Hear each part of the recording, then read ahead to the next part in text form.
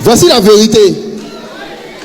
La vérité, c'est que beaucoup de jeunes Africains qui sont paresseux intellectuellement, qui ne veulent pas faire de longues études, qui ne veulent pas prendre un métier ou travailler de leurs mains, voient dans le ministère comme une facilité, un échappatoire pour gagner l'argent.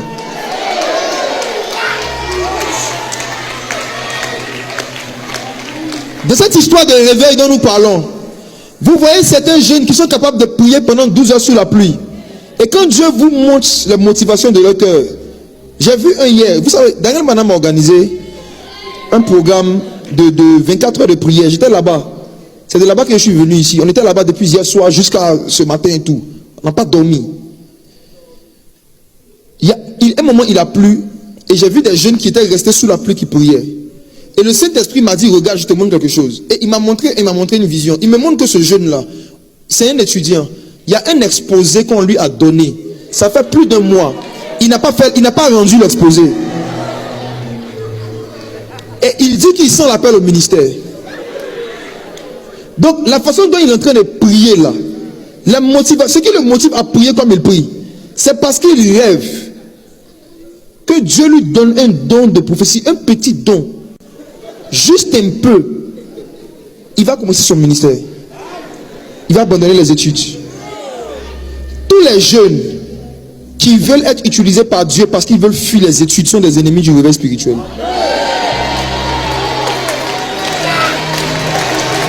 Oui. Vous tous qui êtes négligents envers vos études, mais qui passez votre temps à l'église, vous êtes des ennemis de la croix de Christ. Parce que c'est à cause de vous que le nom de Jésus est blasphémé parmi les étudiants païens. L'esprit qui vous fait parler en langue est un esprit de sagesse et d'intelligence. Comment est-ce qu'un esprit d'intelligence peut être en toi et tu n'arrives pas à avoir la moyenne?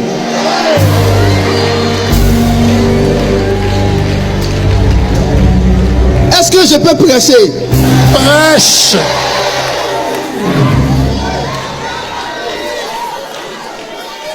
Daniel, Shadrach, Meshach et Abed-Nego prophétisaient, oui. Mais la Bible dit, lorsqu'on les interrogeait sur des choses qui nécessitaient de la science et dans les lettres, ils étaient excellents. Celui qui ne cherche pas à être excellent à l'école, mais qui cherche à exceller dans les dons spirituels, va exceller dans la pauvreté. Je rembobine. Celui qui ne cherche pas à être excellent dans les études, mais qui veut exceller dans les dons spirituels, va exceller dans la pauvreté. L'apôtre Yves Castanou n'a pas la fonction, les païens ne lui ont pas donné les fonctions qu'ils lui ont données parce qu'il est chrétien, c'est parce qu'il est compétent.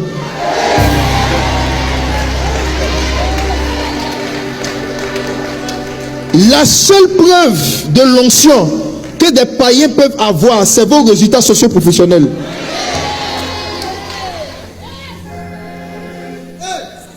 Jésus n'a jamais utilisé, et il ne va jamais utiliser, quelqu'un qui refuse d'apprendre un métier pour envoyer un grand réveil. Je ne crois pas en ça. Je ne crois pas en ça. Je ne crois pas en ça. Je vais vous prouver bibliquement que Dieu n'a jamais donné un grand manteau à un grand paresseux. Je vais vous prouver. La Bible dit, oh, yes. Vous préférez prier pendant 2 heures qu'étudier pendant 1 heure. J'arrive. La Bible dit que Élie, que vous connaissez, le Élie avec le don d'opérer des miracles, Dieu devait choisir un jeune, quelqu'un qui allait le remplacer. Et Dieu lui dit, va oindre Élisée à ta place. Ok. La Bible dit que lorsque Élie commence à chercher Élisée, Élisée n'était pas dans le temple en train de prier, il était dans le champ en train de travailler. Élisée était en train de travailler dans le champ avec des bœufs. Et c'est pendant qu'il était en train de travailler que Élie a pris son manteau et il l'a jeté sur Élisée. C'est un Élisée qui travaillait, qui exerçait un métier que Dieu a pris pour remplacer Élie. Beaucoup parmi vous, le manteau que vous cherchez n'est pas à l'église, ça y est au travail. Yes. Élie vous attend au travail. Élie vous attend dans les champs.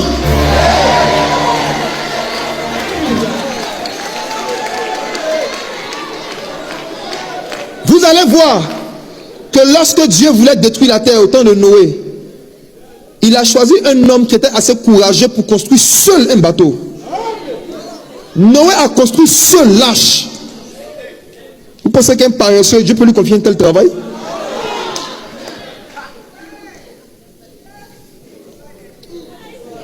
Lorsque Dieu a rencontré Moïse, il était en train de prier, lui il travaillait. Oh, attendez.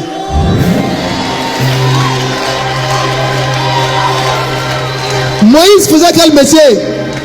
Berger. Quel métier? Berger. Quel métier? Berger.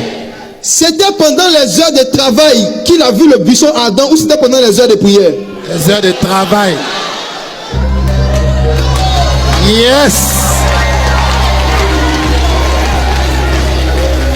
C'est parce que c'était un berger qui prenait tellement son travail au sérieux. Je peux te donner une révélation. Le buisson ardent, c'était sur une montagne ou dans une vallée. Où? Est-ce que les bergers emmènent les moutons sur une montagne? Comment Moïse est arrivé là-bas avec les moutons?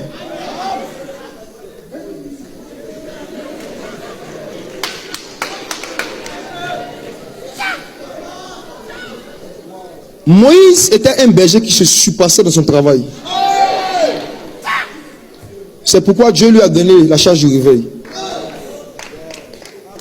Allons dans le Nouveau Testament. Je peux vous prendre tous les gens qui ont conduit les grands réveils dans la Bible.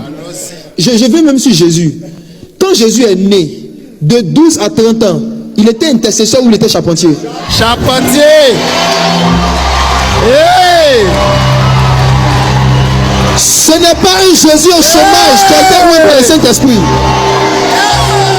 C'était un Jésus qui travaillait, qui avait un métier. Qui de mieux que le Messie peut dire qu'il n'a pas besoin d'apprendre un métier? Si Jésus a appris un métier, toi tu es qui? Demande à ton voisin, tu es qui? Tu es qui?